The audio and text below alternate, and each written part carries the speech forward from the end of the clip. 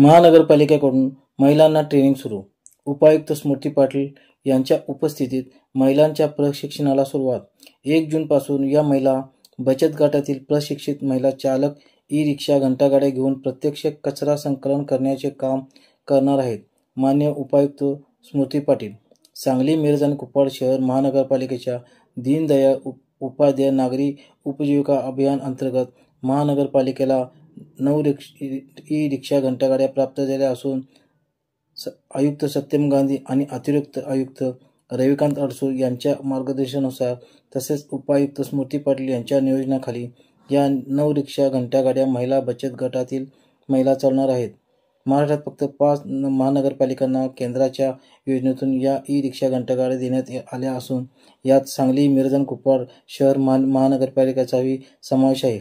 आज या ई-रिक्षा घंटागाड्याची पाहणी उपायुक्त स्मृती पाटील आणि सर्वच लाभार्थी बचत गटातील महिला चालक यांनी केली। तसेच सर्व महिला चालकांना ई-रिक्षा घंटागाड्याची माहिती देण्यात आली।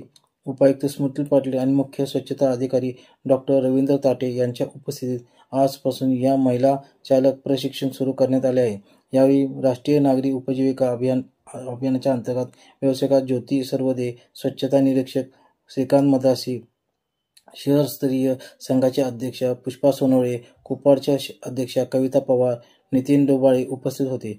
या 9 रिक्षा घंटागाड्यांवर सांगली, मिरज आणि कुपवाड शहरातील बचत गटातील 9 महिला आणि 9 सहाय्यक कार्यरत राहणार आहेत। या महिला चालक आणि सहाय्यक यांना महानगरपालिकेकडून मानधन देण्यात येणार आहे। या 9 रिक्षा घंटागाड्या संध्याकाळी करून कार्यरत असणार असून या तिन्ही शहरातील खाऊ गल्ल्या आणि काही व्यावसायिक ठिकाणी जाऊन कचरा संकलन करणार आहेत।